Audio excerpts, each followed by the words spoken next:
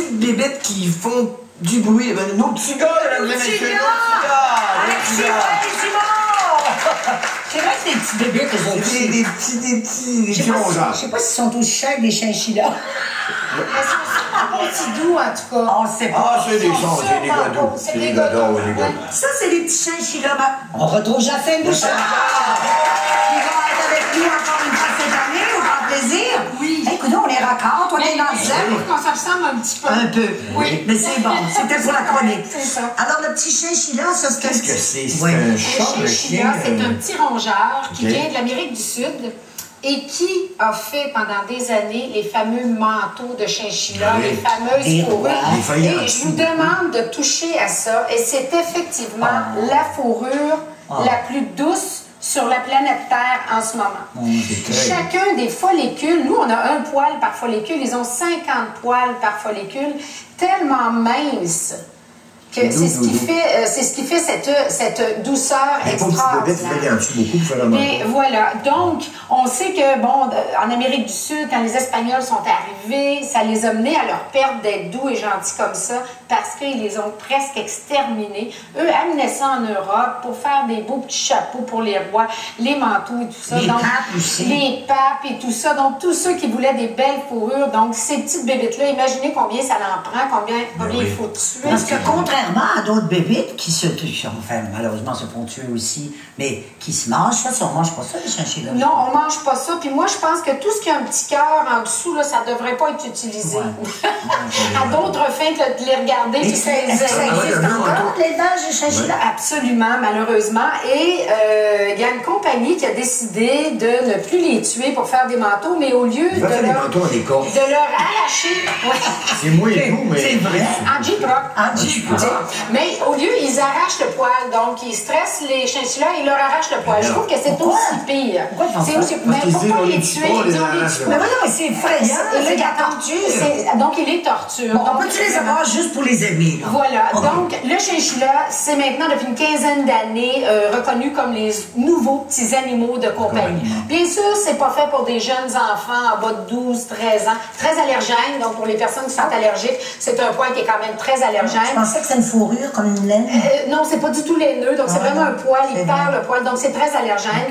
Et puis, c'est pas des animaux qui vont aimer jouer tant que ça avec l'humain. Tu sais, c'est un bel animal de compagnie qui va nous endurer.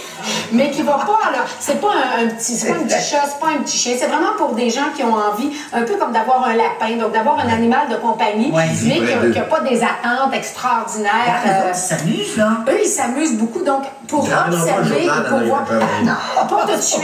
Pas tout de suite. Mais c'est chaud, par exemple, si on en a 2, 3 sur les autres. Tu parlais de lapin, ça se reproduit-tu autant? Écoute, contrairement... Non, bon, c'est que les préoccupation chez toi. Ben oui, c'est ça, ça de même. T'en as 2 mois pas, t'en as 22. Ben oui, c'est ça. C'est un petit peu comme tous les couples du Québec. La femelle est plus grosse que le mâle. Non, c'est une blague. Si moi j'avais fait cette joke-là, je partais de ma job. Moi, je peux tout me permettre. Si je parle des animaux, c'est tout, je parle des animaux aussi.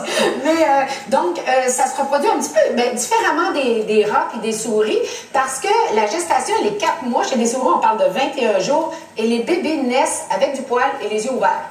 Donc, contrairement aux autres rongeurs, c'est vraiment, vraiment différent. Et là, aujourd'hui, ce sont des animaux de compagnie. Bien sûr, beaucoup de gens font de la pression pour ne plus qu'ils soient utilisés pour faire de la fourrure. Les jeunes enfants, si on les manipule, on fait attention parce que si on tire sur la queue, il se peut qu'un bout de queue parte. C'est une espèce de vieux système de défense. Mais il a fait un petit quelque chose ici. Ça aussi, ça vient avec ça. C'est pas comme ça. On met ça dans les graines puis on fait semblant que ça fait partie de... c'est ça. Et puis, donc, c'est vraiment un ancien système de défense aussi. Il y avait des oiseaux de proie qui les attrapaient et qui les attrapaient par la queue. La queue peut se détacher. Donc, il y a un petit bout de queue qui peut se détacher. Regardez comme c'est mignon. Oui, ça graffine pas et c'est absolument inodore. C'est comme des beaux petits rats. Ça ne sent absolument rien, mais même la litière de ces chats-là ne sentent rien. Ah oui? Oui, ce sont des animaux. Le chinchilla est comme un beau petit rat. Un beau petit rat. Mais c'est pas mal plus beau qu'un rat, par exemple. oui, mais... C'est pas mal. Puis ça vient dans différentes couleurs aussi. On voit le gris ici, on voit les Il y a blancs des et tout bêtes ça. qui cachent, puis ils ont des jouets. Oui, ça prend des cages en hauteur. Ce sont des animaux qui sautent. Donc, quand on les tient avec un harnais, c'est important qu'il y ait toujours un harnais quand on les sort. Ah. Une particularité. C'est fragile. Au niveau de la santé, je vais vous dire que la nutrition extraordinaire. Oh, c'est mignon! Le travail d'équipe. Non, beau! Alors, au niveau de la nutrition,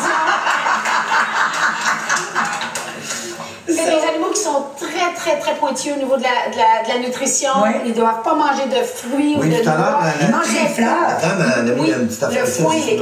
oui. Mais un trait extrêmement particulier des chinchillas. Et pour ça, je vais lui enlever son petit harnais. Attends, Jacqueline, tu as enlevé son petit harnais. Il va Et puis, je vais vous montrer comment les chinchillas se baignent. Comment ils baignent? Oui, parce que ces animaux-là ne se lavent pas dans l'eau, mais ils se lavent dans le sable. Ben voyons donc. Alors, je vais lui enlever son petit harnais, puis je vais Comme lui un Woodstock. demander, vous voyez, s'il n'aurait pas envie d'aller se baigner. Alors, les chinchillas vont aller dans le sable, et puis là, ils vont tourner et ils vont se rouler dans le sable. Voilà. C'est mignon!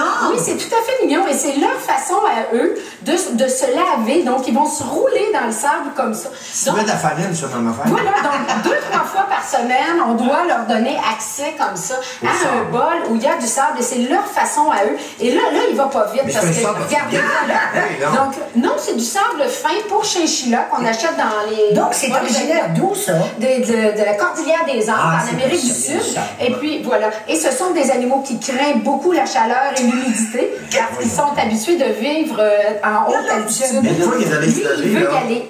une fois qu'il est installé, il est plein de sable, tu le laves comment après? On ne lave pas. Lave pas. Non, on ne lave pas. C'est ça, c'est ce qui fait que le poil reste beau, sec et sans parasites. Mais est-ce qu'il va se lécher comme les chats? Non, il va juste se secouer. Va Puis se le secouer. sable va sortir. Un petit coup d'aspirateur, donc. On pourrait passer un coup d'aspirateur. Arrangez-vous que le tuyau soit assez petit, par exemple, pour que le chinchilla fasse à travers.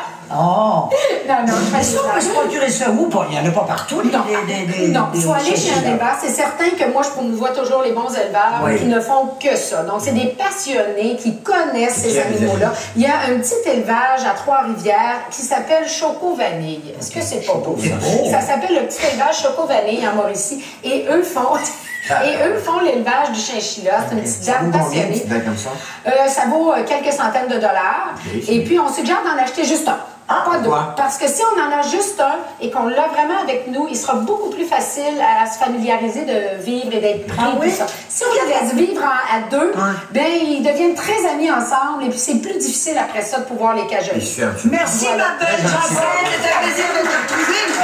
On retourne la pause. Oh, une chanteuse pour Nadja qui va chanter aussi